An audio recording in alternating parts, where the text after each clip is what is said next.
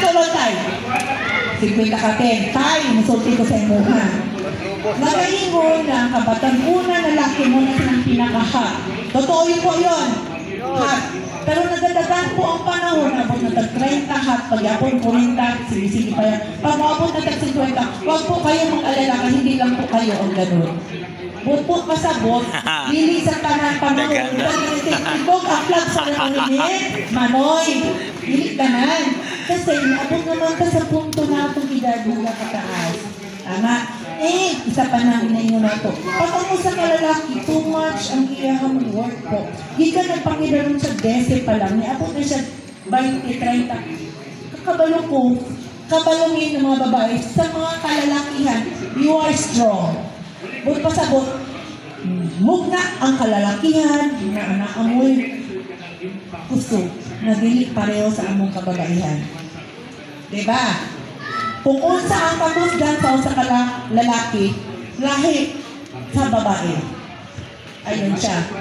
Ang mga babae man good, you're born strong, kalalakihan. Pero ito, born weak, maski ang bakla po, very strong. Malamya lang po yung puso. Pero pag sinumpagay ng bayan, ipapildin yun mo, karang kusgan ng bayan, nga naman, reserve naman ang ilang puso. Kaya once na ibuli na sila, pasabot sila, init na nilang ulo. Pag too much na magkikita nila na di na nila makaya. Tangan, puso ka na, boom, di ka. Di pareho sa lalaki na wala na kayo.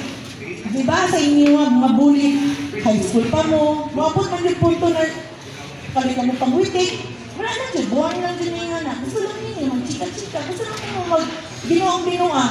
Kasi inanak ang kalalakihan kung ilang sa high school pa. Anak ka na, magabuhatol, bagay dito, bagay dito, hawag kayo mo mula ng kuwan. Pero magdagan ang panahon, dili na po inanak atong pang-isip. Ang atong pang-isip is para po sa unsawang pag-unlad, unsawang pag-income para sa pamilya. Tama po. Kaya kailangan ang usa ka lalaki, need yun na mo trabaho. Kaya tungod na amoy pamilya. Kayo po ang sinatawag na sindigan.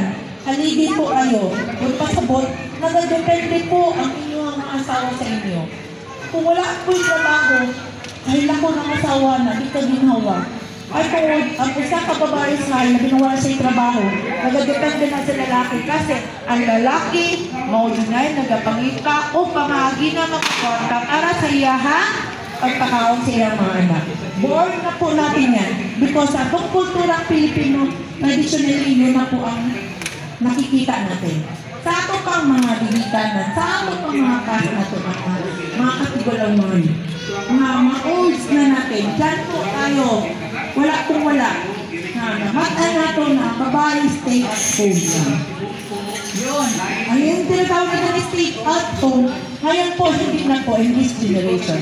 Kasi po in this generation, babae at saka lalaki po kailangan. Kaya sa babae at lalaki po, kailangan po nila na mag-stand doon o manikamot. Kasi kung hindi po sila manikamot, tulak po sa ulo ng ilang family.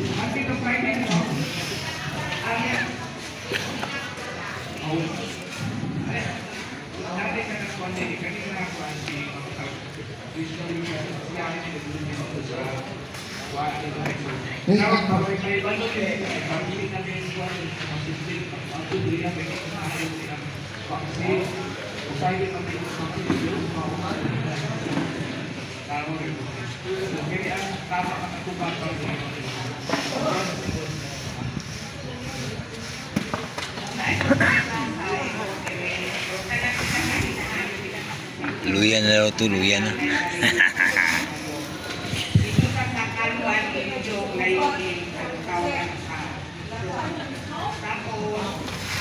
Sige. So, padayon ta.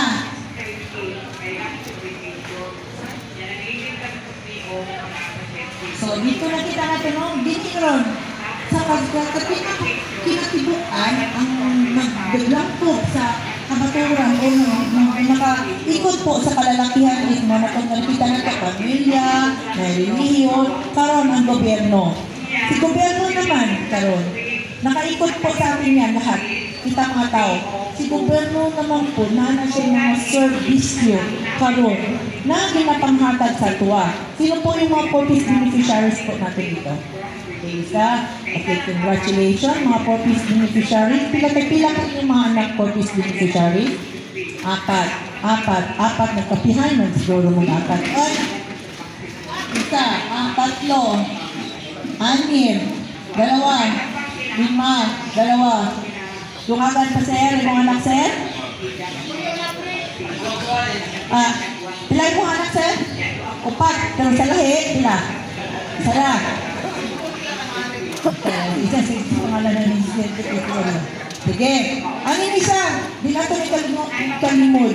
Pero, mapasalamaton nyo sa mga kalalakihan na dili nila ginaginay kung meron na po silang anak. Kasi masakit po yun sa bata kung inayawan po